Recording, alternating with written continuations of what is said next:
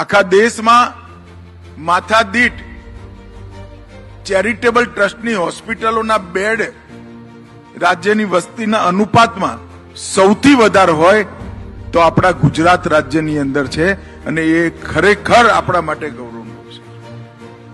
સૌથી વધારે વસ્તીના અનુપાતમાં બ્લડ ડોનેશન ક્યાંય થતું હોય તો ગુજરાતમાં થાય.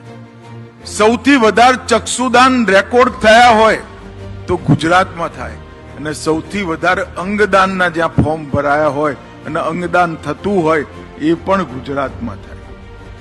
ગુજરાતની ઘરથુથીમાં